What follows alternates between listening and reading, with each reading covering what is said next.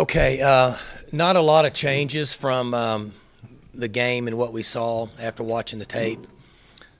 Post-game comments were really accurate, and then many of the comments and questions you guys had were accurate. There's not really anything that's worth discussing.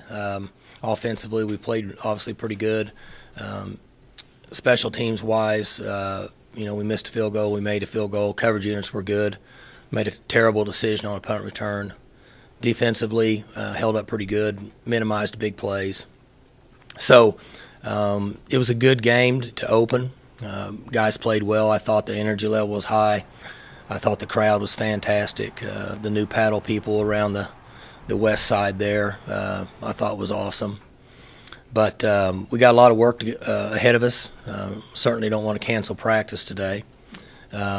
But this is a good team that we're playing. I know that the score was a little lopsided with Ole Miss, but athletically they're as good as half the teams in this league, in my opinion, arguably.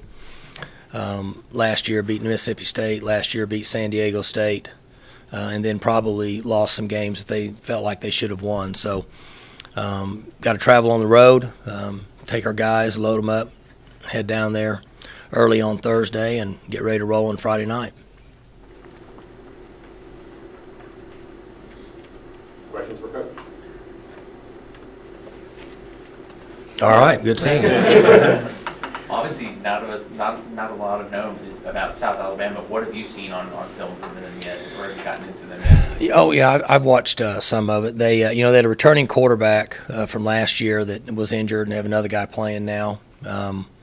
They've got a couple guys on defense that, in my opinion, just watching them, I hadn't watched in depth through the middle of the season last year. Probably good enough to play at the next level, be in camps. They have team speed. It's like every other game, as you can tell if you just look at the scores from last week. It's all about preparation. I know fans and media at times may get tired of hearing that, but that's the way it is. You got to keep focus, and at any time, if you let your guard down, you're susceptible to not playing very well. And so Friday night, we need to play the very best we can and continue to get better each week. Mike, you've seen the squad since the game, and since they've watched tape and reviewed it. Do you get the feeling this is a group that is hungry to get better? Say maybe a few snags in the offensive line in the first half, and seeing some of their mistakes, that they're aggressive about turning those around? I'm confident that we have really good leadership, and there's enough, for lack of a better term, peer pressure to want to perform at a high level. These guys, I think, care about each other, and I like their team chemistry early in the season. Had a powerful running attack in that game against Tulsa. Just how important is it to have a very balanced offense and have that complement Rudolph's? We're getting back on track for balance, and you guys know, for me, for a long time, balance is very important. And we're developing a little bit of depth at the O-line position. We still have a year or two to get back to where we needed to be, but we got good running back play. Obviously, Hill was able to make guys miss in space, which is important. Some young guys that were getting a few reps there. I like where they're at this time. The balance is going to be important. We're not going to be able to just come out and throw for 500 yards and rush for 75 yards and win games. We're going to have balance for a variety of reasons. But, yes, I thought for the first game our running game worked out pretty well. We've talked in August about Justice putting on weight, becoming a better blocker and things like that. But do you also think he's improved in making guys miss, and he seems to be a little bit shiftier? He was in that game. I think that only time will tell as we move on through the next month. The guys that we're playing Friday night are pretty athletic, and so as we move forward, we'll find out. But I would agree with the statement that you made. I heard that's you a question, I should say, not a statement. I heard you asked on the conference call a few minutes ago about the setup on this game, and it's unusual for a Power 5 to go like to Mobile and play South Alabama. Forget the politics of it. You've done it before, same state, Troy. What are the things that are built now into this program that help you go down into that situation and deal with it better than you did when you went to Troy?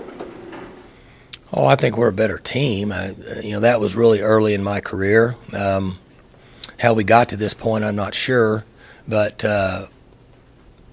you go play on the road and you play out there, make any difference. The field's still 52.5 and 100, like we always say. But in answering your question, I think our organization, our program is more mature now than it was at that time.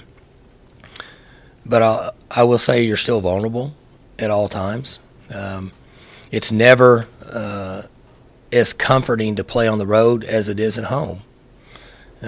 Just it's like shooting a basketball in your own gymnasium. It just feels different when you shoot one in there than it does when you're on the road. So, but our players understand that. We've had those discussions.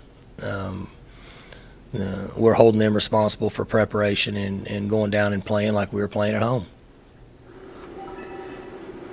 Mike, you talked a little bit about J.D. King the other night, his toughness, his ability to take care of the ball. Were those the things that separated him in that battle for the backup job?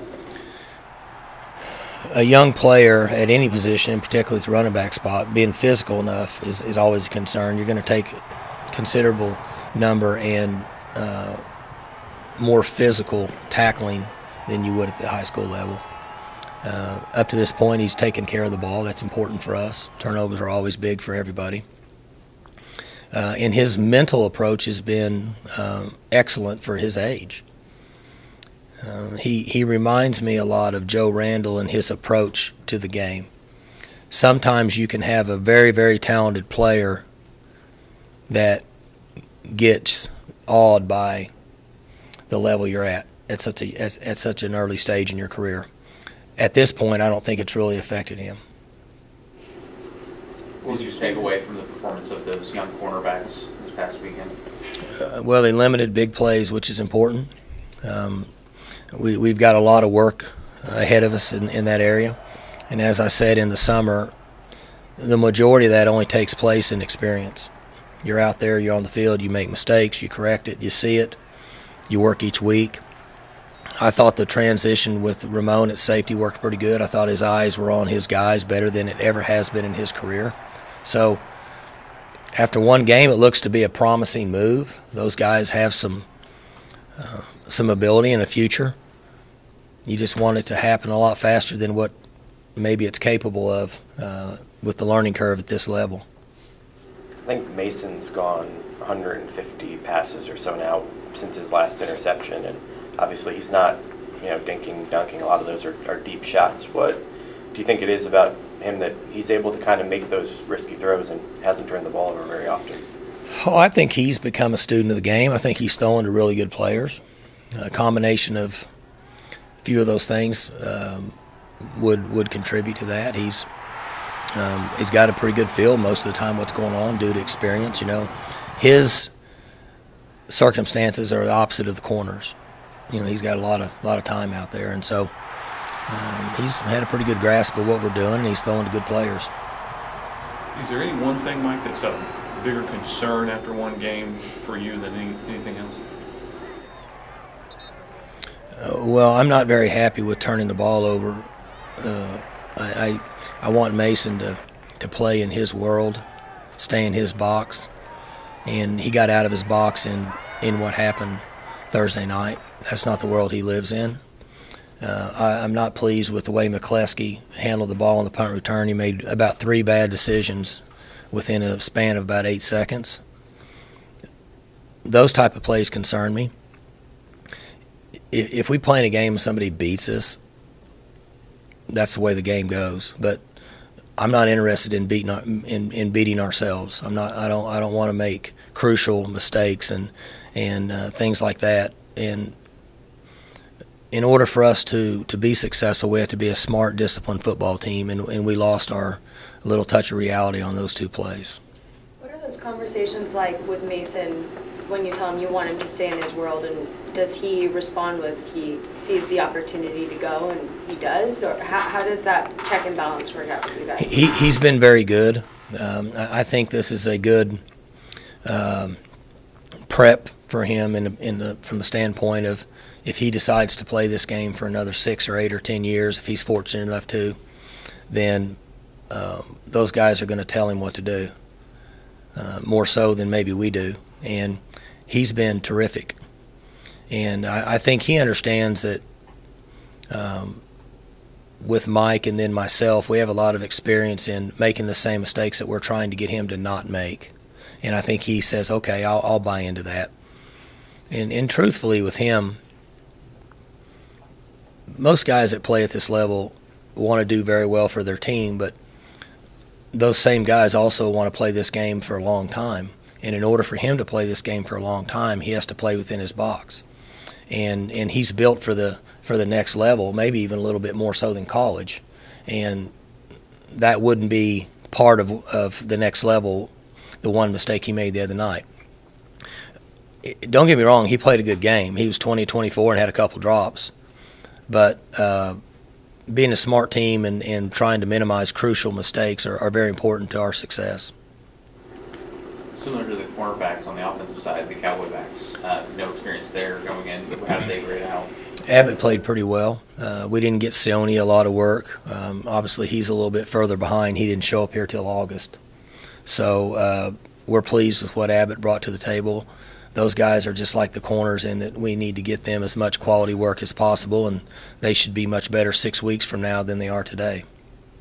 You use those guys in a lot more plays than you didn't use them. Was that important to you early on in the season, trying to get them into the flow of things as far as like a pattern of their usage?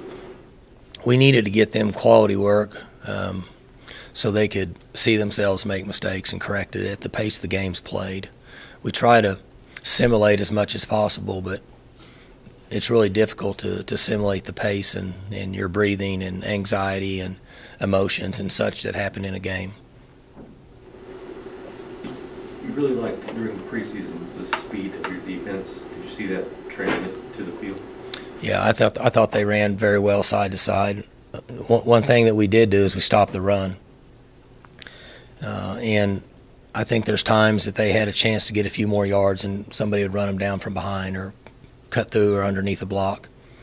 That test will be put more to the test over the next month, and we'll find out kind of where we're at. But I would say that my prediction there after the first game was true. Does that have a chance to be maybe one of the key strengths of this defense? Speed's important in this league. More teams are going to spreading you out on the field, so you got to be able to get from one spot to the next really fast. And then all while you got to get a skilled kid down in space. So I think that our ability to run will hopefully help us throughout the duration of the season. Did you follow the Big 12 results over the weekend? When you see 3 Big 12 teams lose their season opener, is it disappointing? Since I know you kind of say you always pull for those teams when you're not playing. Yeah, you always want every Big 12 team to win. I see scores. I didn't really see any games. I saw a little bit of late night stuff I watched Mike Leach just to see what he had going on. But I didn't see many other games. We worked and had our practices and then dove hunted till dark, so that pretty much wrapped it up for me. Do you encourage your players to watch other Big 12 teams, or do you want them focused on the team that you're playing that week? Oh, I think it's positive for them to watch every game possible. You learn a lot from watching games. See things that other people do, ideas, the way they handle themselves, mistakes they make. I think it's positive, in my opinion, to watch other people play and come up with different ideas and things that could help us and or see things that you want to stay away from that could potentially hurt your team. You didn't see the games, Mike. What did you think when you saw the scores? Texas, Baylor. I don't know. Early in the year, I don't know anymore. It's hard to predict anything. I think that kind of goes back to what I've said for years and years now. There's probably about 5 teams in the country athletically on any given year that can dominate and win a game defensively where they can just shut you down. They could potentially have enough guys on their roster that are going to play in the NFL that can change a game. And then I think there's about 30 other teams that are all about the same, and no matter where you play or how you play or if you turn it over, you could win or lose. And I think that the results and what you see over the weekend without watching the games in detail is probably a pretty good indication of what that means. That's just kind of what happens. Maryland and Liberty probably fall beyond that 30, though. Oh, I don't know. I've heard people talk about the Maryland game. I was told they had terrific quarterback play. You get good quarterback play, you have a chance to win at any time. And then there was a lot of special teams involved in that game, right? Several blocked PATs and punts or whatever it may. So you throw in turnovers, you throw in special teams blunders, whoever they are for or against. You throw quarterback play in, and those are the results you come up with. The Baylor Liberty one, I didn't see one play of that. Did that Did that score surprise me? Yes. Before the season, you mentioned it might take a little bit for Aaron Cochran to kind of get up to speed with you guys, considering the pace in which you play. What do you think about his stamina and his performance on Thursday? We thought he played fairly well for the first game. Our pace is a little different than what he's accustomed to. Obviously, the conditions are different in this part of the country than being in Northern California. But we thought he played fairly well. I thought his conditioning was good. It's going to be 83 degrees and drop down into the low 70s during our game out there, but the humidity should be a little higher. So it'll be another test for him. But he made a few mistakes, but am I pleased with his first game being in our offense after just showing up here in the early part of June? Yes. Mike, were you able to reach out to any of your guys who made the 53-man roster cuts? I didn't reach out to them, but there's a system that we have in place for those guys. We've always boxed up a lot of gear from this year's team and send it out to the guys that are in the NFL. Not only the first-year guys, but also I think there's 11 or 12 guys now that we have that are on active rosters. And so we'll send that out, and I'll put a note into them. But what happens is, in most cases, those guys, they'll be the first ones to show up on their open weekend. They'll come back to games, so that's pretty cool. But I believe we had 4 new players that made active rosters this year, I think. So we're very proud of those guys. Were you surprised at all that Houston let Wheaton go? I mean, I guess. I think Brandon Whedon's a good football player. I think he's been in, people talk about wrong place at wrong time and luck. He's been in the wrong place at the wrong time and had bad luck about as much as anybody in the league. Yes, I'm surprised. I would think he would probably latch on somewhere else. Will this be the week that Adrian Baker gets a little bit more playing time? He Hope didn't play so. last week at all. Yeah. He's getting a little better. The health and his situation is clearing up a little bit, and hopefully he'll get a few reps in there, and we'll see how he comes along. More successful, your opener or your dove hunting weekend? Well, definitely the opener. Now, the dove hunting weekend is you have to understand we're fairly recreational hunters. If it's too hot or if the grass is too high, then we're probably not going to do it. And but it gives me. I was out several times. 5-6 hours with my kids. Last night I shot 25 times, didn't hit anything, and I think they shot 200 shells, and we left with 9 birds. So you can tell that if we were hungry, we'd still be hungry. But the time the people that I hunt with are Oklahoma State people that. In the agricultural community, and it gives me a chance to be out around them, and it's just fellowship and a good time. We're definitely not gonna harm the dove population, but it's a lot of fun to be out there with the kids. You find some time to break down Gunner's film from game 1? Did break down Gunner's film, sure did. Oh, I thought he did fine. He like these guys here, he made some mistakes, but he found a way to make some big plays, and they won. I thought they did a good job. He's got a long ways to go, but it's fun to watch him. When you watch it, do you watch it with him or do you watch it by yourself? Both. I watch it by myself, and then I watch it with him until he gets mad and walks out. So that usually could be in the middle of the second quarter. But it's fun. It's fun for me to watch his games and grade him and such. But I don't grade him a lot on anything other than his effort and how he handles himself and his leadership ability and things, playing without the ball in his hands, things that are really important. From a father's standpoint, how disappointing is it you're not going to watch it this week either, just like last week. Yeah, I probably won't, I only get to see him play maybe 3 games, but that's just the conflict with my job and the way it is. I know some coaches that are in the situation I am. Sometimes their team travels without them and they fly private to that location. But I'm not really comfortable in doing that. I'm obligated to this group. Gunner's a big boy. He's going to have to figure out how to do it on his own. But it's certainly a sacrifice for me. That's why I'm not as available in the summer, because the opportunity for me to be with him, we don't get these days back. The first and second game of his sophomore career, they're not going to get to do that again. So that's a tough part. But we have a big commitment. I have a big commitment to this team, and they're important, and I think this is the best decision.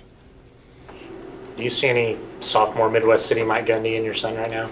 Or who is better? Who's better at that age? Certainly me. I mean, it's really not even close. He's got a chance to, if he keeps growing, but he's not near as fundamentally sound as what I was at that point in my career. I was playing wide receiver as a sophomore. We had a quarterback that was a senior named Donnie Johnson, who was a good player, and so I couldn't make the team unless I moved to wide receiver. That was a sight. It'd be like me and you going out here and playing wide receiver today. Just image that. There you go. You talked about Adrian Baker. Macon didn't play. You look at other guys. Chuba didn't play. Do you have a better idea as far as playing time and maybe red shirts at this point? Chuba could still play. Adrian Baker, he's going to play. Macon, maybe not. Don't know yet. Just have to wait and see how he develops over the next month.